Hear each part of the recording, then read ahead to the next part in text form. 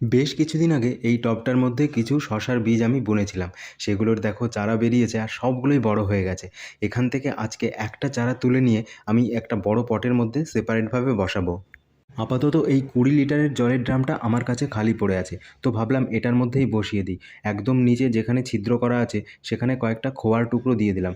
আর মাটিটা দেখো কিভাবে শক্ত হয়ে রয়েছে। এই মাটির মধ্যে আগেরবার আনারস গাছ বসানো ছিল, সেই মাটিটাই অনেক দিন ধরে পড়েছিল, তো ওই জন্যই এরকম শক্ত হয়ে রয়েছে। কোনোরকমভাবে ইটের সাহায্যে মাটিটাকে কোনোরকম একটু গুঁড়ো করে নিলাম। তারপর এই পটের মধ্যে মাটিগুলোকে ঢেলে দিলাম। এবার এই চারাগুলোর মধ্যে থেকে সবথেকে বড় যে চারাটা সেটাই আমি তুলে নেব এই পটে বসানোর জন্য। এই চারাটাই আমার কাছে সবথেকে বড় বলে মনে হলো, তো এটাই তুলে নিলাম এবং এই পটটার মধ্যে আমি বসিয়ে দিলাম। বসানোর পর বেশ খানিকটা জল কিন্তু আমি এই গাছের গোড়ায় দিয়ে দেব।